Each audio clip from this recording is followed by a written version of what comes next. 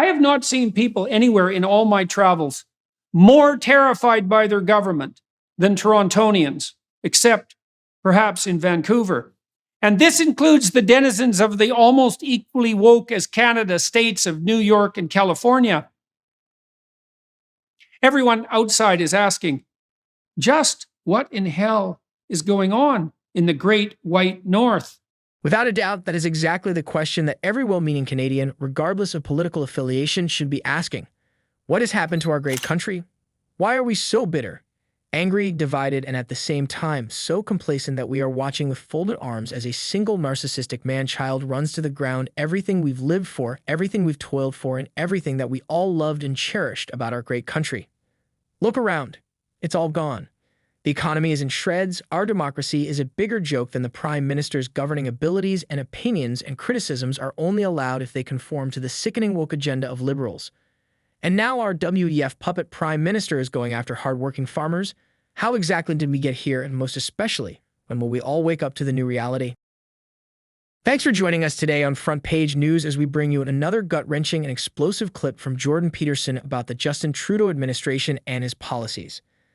This is a must-watch for every Canadian as the professor details the extent of Trudeau's unconcealed contempt for every man, woman, and child he swore to serve and protect. Please watch, like, and share this video. Also, ensure you drop your comments below and subscribe to the channel. Let's dive right in. Our country was for many years, despite its rather small population and its general insignificance in the larger scheme of things, a beacon of both possibility and stability. A remarkable example of what a tolerant modern democracy might be. A place where people from multiple cultures could thrive, and a staid, sober, but also sporadically interesting and creative place. And now, we're shell-shocked sheep ruled by a poser with the maturity of a teenager and the temperament of a Hollywood D-list celebrity. And because 3 catastrophes are not enough, here's an additional diverse, to use a hated word, selection, peppered with some questions. How have Canadians failed to realize that our government holds them and our racist country utterly in contempt?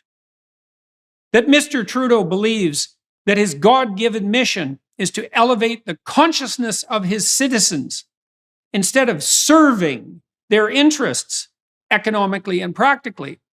That the Trudeau Liberals are perfectly willing to make us all poor, miserable, and demoralized just to utterly fail in his efforts to save the planet.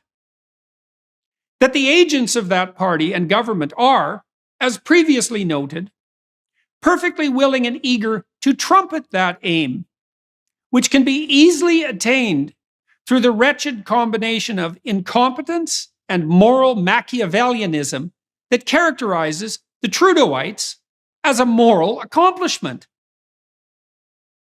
That we could be the freest, richest, cleanest country in the world, but that we are trying hard to be none of those 3. That we are dividing ourselves among racial lines that are more germane to the US just to ape the very progressive radicals whose idiot policies on the American front are dooming the Democrats to what appears to be the worst electoral defeat they have experienced in at least 50 years.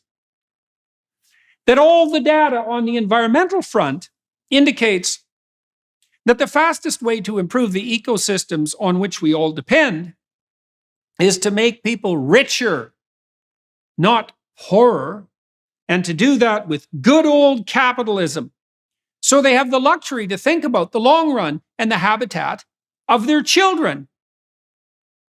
And I have, as of yet, said nothing about additional issues, such as Bill C-11, which is perhaps the most appalling piece of legislation currently on the books. And that's a tough competition on the Canadian scene right now, which renders virtually every internet content provider in the world subject to the rules that should not even still govern the CBC and CTV, despite their use of scarce public airwaves, and which will make the rules regulating the net in Canada the most absurd and restrictive in the free and perhaps the unfree world.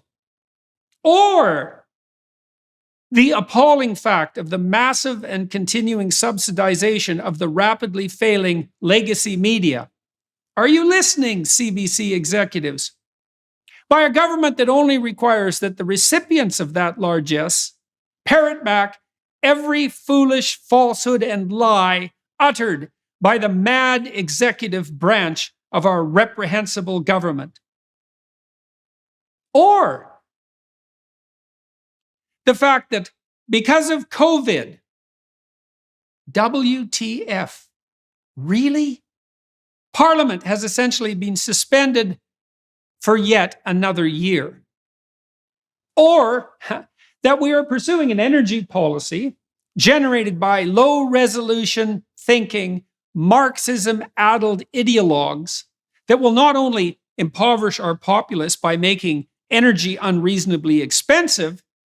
Have you noticed, Canadians, when you fill up your unnecessary vehicles at the pump?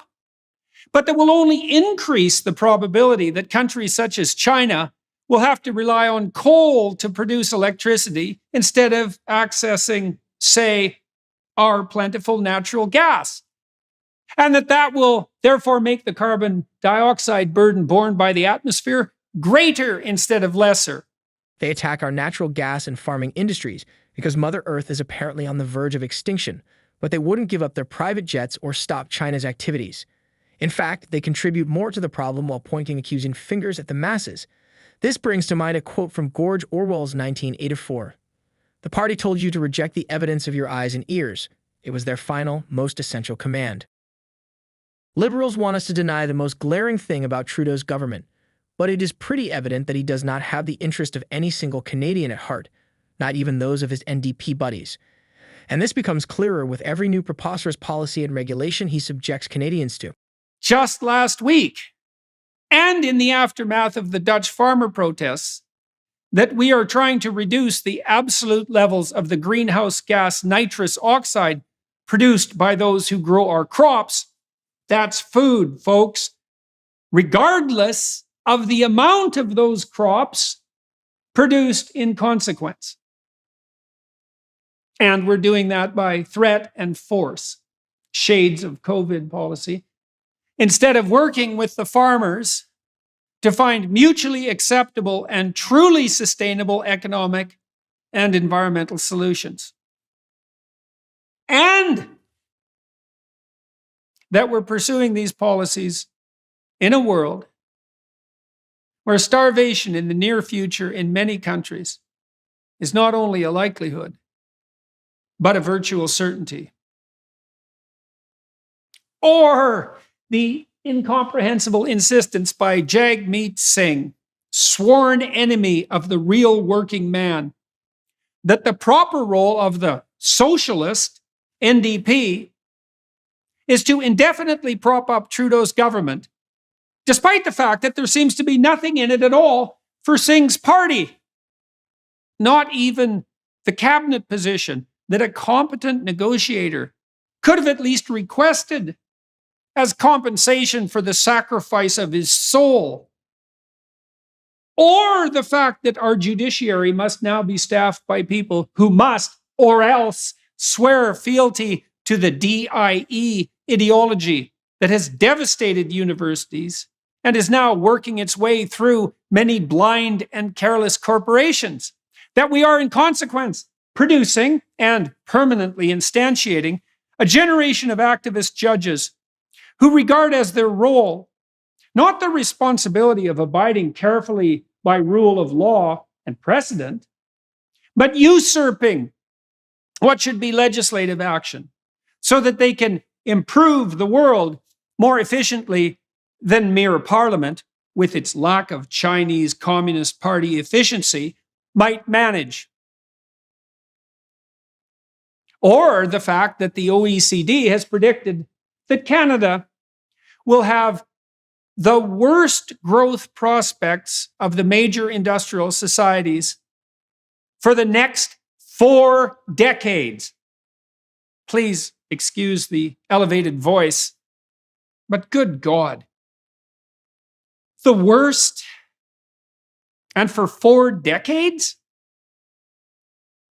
I believe that the federal Liberals have run the most incompetent administration in Canadian history.